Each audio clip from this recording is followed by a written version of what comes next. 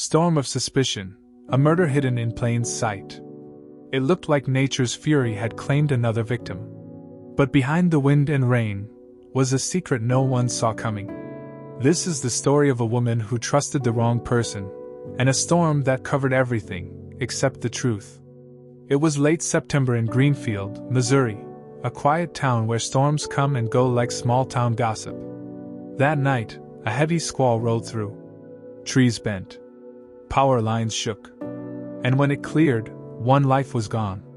Sarah Whitaker, 32, was found dead behind her home. Her husband, Daniel, said he found her after the storm passed. She had slipped on the wet deck and struck her head. A tragic accident, he said. Police arrived and took a quick look. There was rainwater on the deck. The wooden steps were slick. It seemed reasonable. Accidents happen, especially during storms.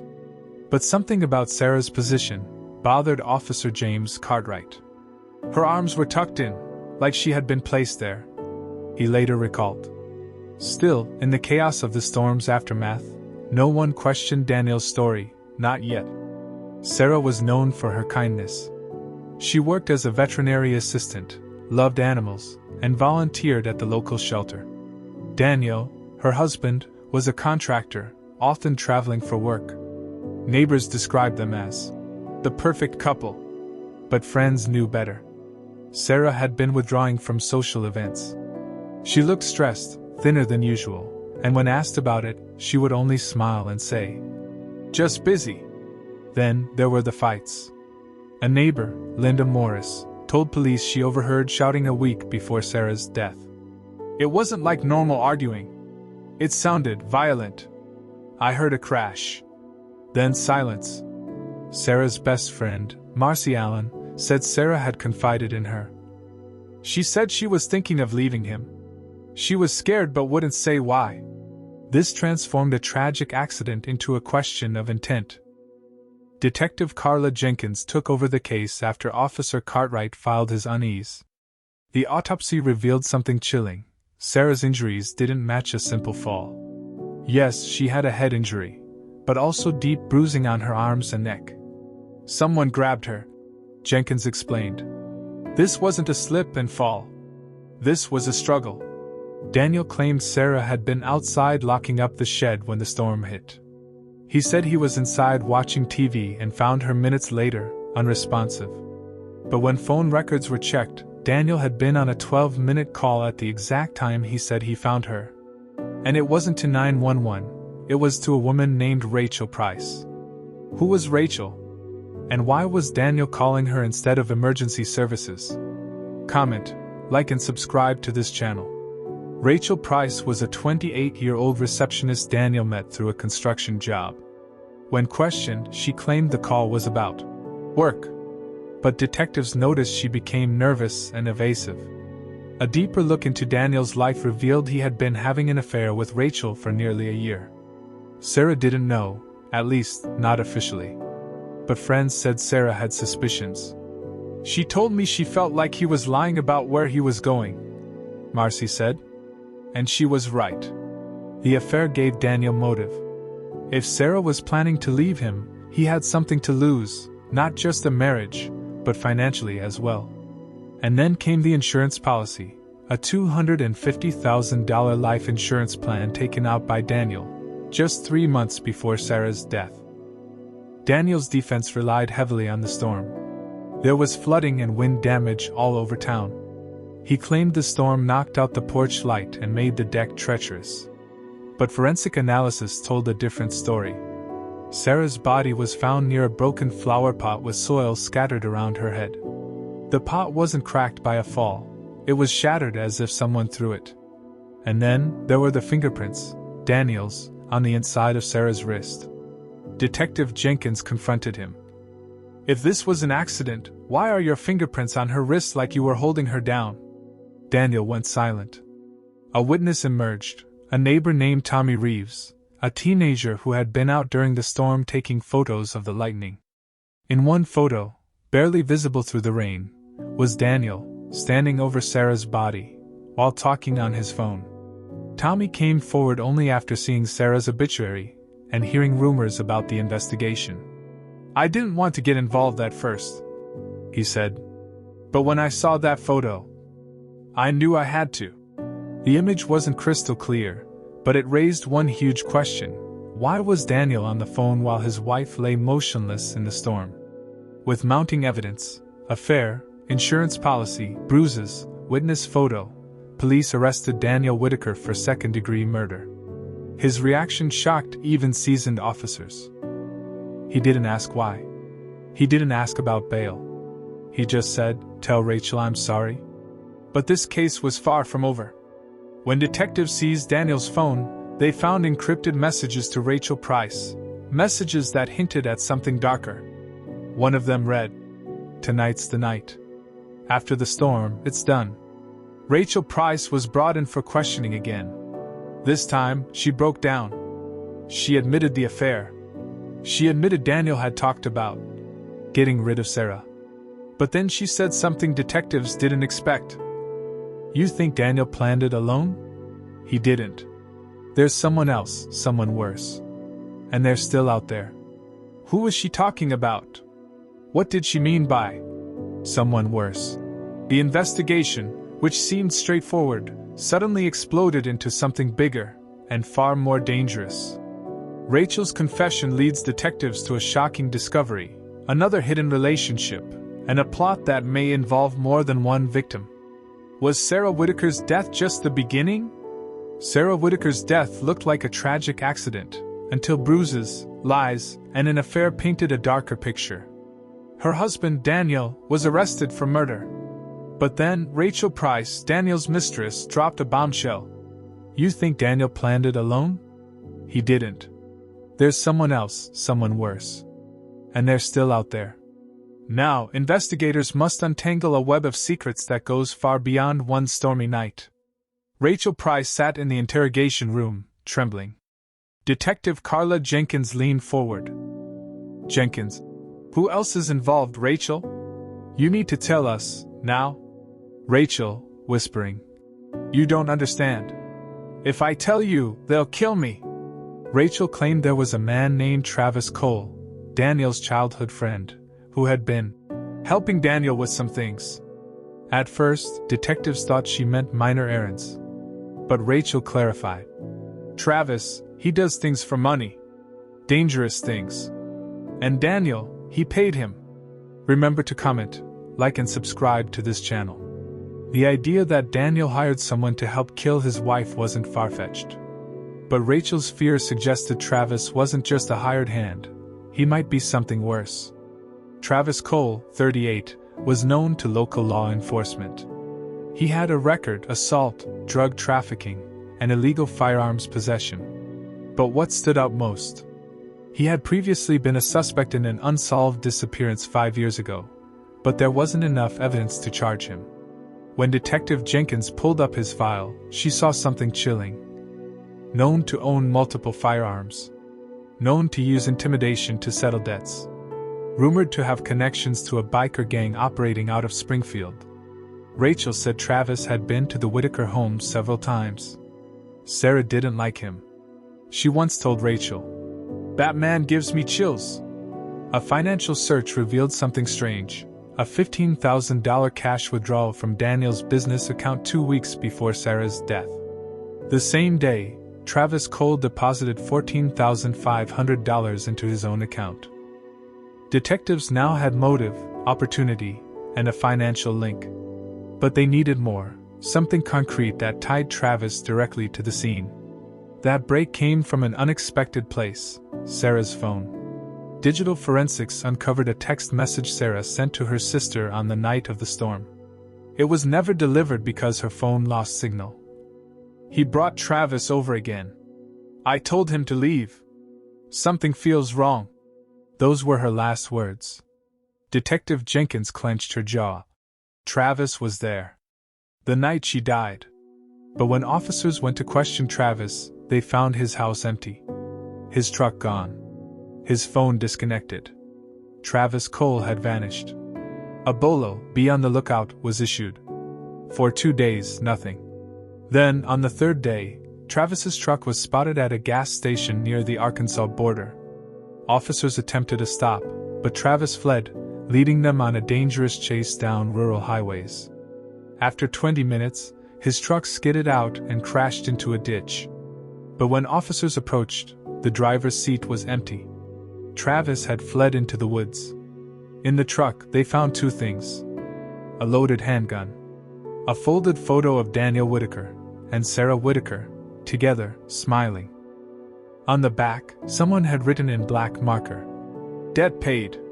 Back at the station, Rachel was pressed again. This time, she confessed fully. "Daniel told me Travis would make it look like an accident. That way, no one would blame him. He said after the storm, nobody would know the difference. I thought he was lying. I didn't know he meant to actually kill her." But then Rachel added another shocking detail. Travis said he wanted something in return. He told Daniel, "One day, I'm going to need a favor." Detectives realized they weren't dealing with just a simple murder for hire. This was a debt, one that could have led Daniel into even darker territory. Using Travis's financial records, investigators found he had rented a storage unit under a fake name. Inside, they discovered something startling: a duffel bag with $20,000 in cash, multiple fake IDs, a revolver wrapped in a towel, and a blood-stained raincoat. DNA testing later confirmed the blood belonged to Sarah Whitaker. Detective Jenkins was blunt. "This proves Travis was directly involved. This wasn't Daniel panicking and shoving her, it was planned, calculated." Just when investigators thought they had their case, a call came into the station. A man's voice, distorted and untraceable, said, "You're looking in the wrong direction. Sarah wasn't the first. And she won't be the last." The call ended abruptly. On the back, someone had written in black marker, "Debt paid." Back at the station, Rachel was pressed again. This time, she confessed fully. "Daniel told me Travis would make it look like an accident. That way, no one would blame him. He said after the storm, nobody would know the difference. I thought he was lying. I didn't know he meant to actually kill her." But then Rachel added another shocking detail. Travis said he wanted something in return. He told Daniel, "One day, I'm going to need a favor." Detectives realized they weren't dealing with just a simple murder for hire. This was a debt, one that could have led Daniel into even darker territory. Using Travis's financial records, investigators found he had rented a storage unit under a fake name. Inside, they discovered something startling: a duffel bag with $20,000 in cash, multiple fake IDs, a revolver wrapped in a towel, and a blood-stained raincoat. DNA testing later confirmed the blood belonged to Sarah Whitaker. Detective Jenkins was blunt. "This proves Travis was directly involved. This wasn't Daniel panicking and shoving her, it was planned, calculated." Just when investigators thought they had their case, a call came into the station. A man's voice, distorted and untraceable, said, "You're looking in the wrong direction. Sarah wasn't the first. And she won't be the last." The call ended abruptly. Detective Jenkins froze. This wasn't just about Sarah anymore. There were possibly more victims no one had connected yet. Digging deeper, detectives found two cold cases involving women who had died during storms, both initially ruled accidents. One in Oklahoma, one in Kansas. Both had distant ties to Travis Cole through his known associates. Could Travis have used storms as cover multiple times? Jenkins said to her team. This just went from a domestic murder to something bigger. If Travis has been using storms as his cover for years, how many more are there? Late one night, just as detectives were preparing a press release naming Travis as wanted and dangerous, the police station alarm went off. Someone had broken into their evidence room. Surveillance footage showed a masked man, about Travis's height and build, breaking in and stealing one specific item, Sarah Whitaker's phone. Why? Why risk everything to steal a phone already logged as evidence? Unless there was something on it they hadn't yet found. Fortunately, Digital forensics had already cloned Sarah's phone. In its hidden folder, detectives discovered a video Sarah had recorded hours before her death. In the video, Sarah looked frightened. "If something happens to me tonight, it's not an accident. Daniel's been acting strange, and he brought Travis over. Please, if you see this, don't believe him." Detective Jenkins whispered. She knew they were coming for her. This was the smoking gun prosecutors needed against Daniel. But it also proved Travis had a direct hand in Sarah's death, and he was still on the run. The next morning, detectives received a package with no return address. Inside was Sarah's missing phone case, and a note written in black marker.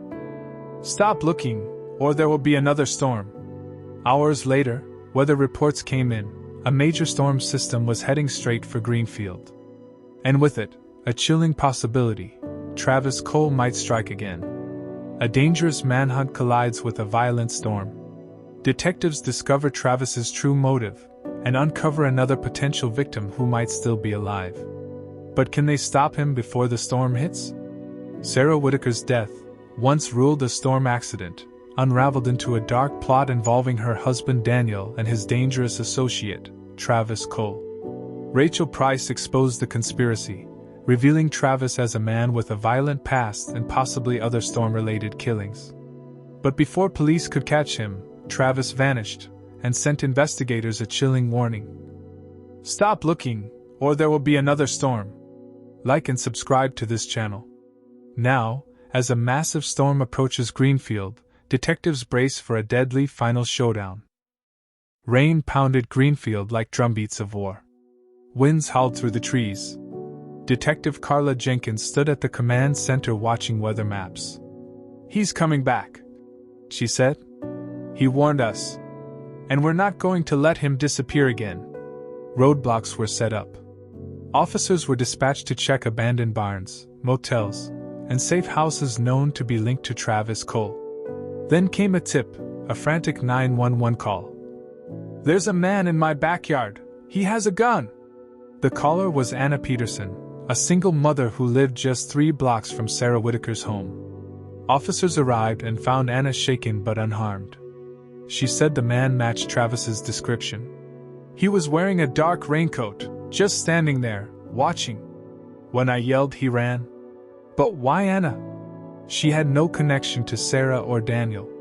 That changed when detectives learned Anna once worked as a clerk at a pawn shop where Travis frequently sold stolen goods, and had testified against him in a theft case years earlier.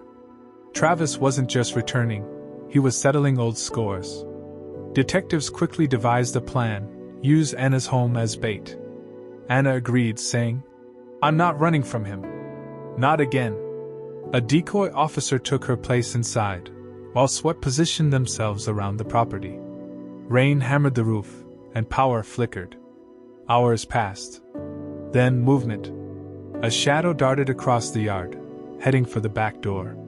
"Target moving, stand by," came the radio call. The door opened slowly. A man stepped inside. Officers shouted, "Police! Don't move!" Travis didn't surrender. He fired a shot and bolted through a side window into the storm. What followed was chaos. Officers running through sheets of rain, flashlights cutting through the darkness, radios crackling. Detective Jenkins herself joined the chase, shouting over the storm, "Travis! Stop!" Travis disappeared into an abandoned warehouse at the edge of town. Inside, it was pitch black, the smell of mildew thick in the air. "Watch your corners!" an officer warned. Then, a gunshot. An officer was hit in the vest but survived. SWAT returned fire, pinning Travis down. Travis yelling, "You don't get it! She wasn't supposed to die like that!" What did he mean? Who was she? Sarah? Or someone else? Negotiators talked Travis down. Eventually, he surrendered, soaked and shaking. During interrogation, Travis confessed, but his words stunned detectives. "Daniel didn't pay me to kill Sarah. He paid me to scare her, to make her leave him alone. I pushed her, yeah, but she slipped. She wasn't supposed to hit her head like that." When it happened, Daniel panicked and told me to make it look like the storm did it. But then, I realized I could use it. I've done it before. Storms are perfect. They erase everything. Travis admitted involvement in at least 2 other storm-related deaths, both previously ruled accidents. He had used weather chaos as cover to eliminate people who crossed him. But Anna, Detective Jenkins said. Why her? Because she talked once, Travis replied. I can't let people talk. With Travis's confession and the evidence already gathered, Daniel Whitaker struck a plea deal, guilty to second-degree murder, life with no parole. In court, Sarah's mother faced him. You promised to love her. Instead, you planned her death. I hope you never see the sky without bars again. Daniel hung his head but said nothing. Further digging revealed Travis's life of crime began as a teenager. He had connections to organized crime groups and had acted as muscle for debt collection. The storm killings?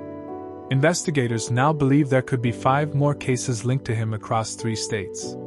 Detective Jenkins, we're looking at a potential serial offender who used nature as his weapon. That's rare and terrifying. For Sarah's family, closure was bittersweet. We have answers now, her sister said through tears. But it doesn't bring Sarah back. She was bright, she was kind. She didn't deserve this. No one does. Anna Peterson moved away after testifying, fearing Travis's associates.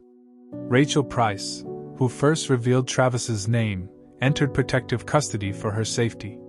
Detective Jenkins reflected. This case started as one woman's mysterious fall during a storm. It ended up uncovering a predator hiding in plain sight. If we hadn't dug deeper, he would still be out there. 2 weeks after Travis was booked, officers searched a rural property he owned. In a shallow grave, they found something horrifying. A female body wrapped in a tarp. Dental records identified her as Jessica Lyle, a missing woman from Kansas. Cause of death? Blunt force trauma. The date of her disappearance? The same night as a major tornado 3 years earlier. We're still counting his victims, Jenkins said. Sarah's death might have finally exposed him, but she wasn't his first. And sadly, she might not be his last, unless we find them all. Sarah Whitaker's gravestone reads, A light taken too soon. May storms never hide justice again. Her mother visits every week, placing flowers no matter the weather. Every storm now. I look out the window and think of her, she says. But I know one thing, she didn't die in vain. She stopped a killer. Travis Cole used storms to hide his crimes. But in the end, no storm lasts forever. And neither do secrets. This case reminds us that truth, like the sun, always breaks through the storm clouds. And sometimes, it takes just one victim's voice to bring it all to light. Thanks for watching. Remember to comment, like and subscribe to this channel.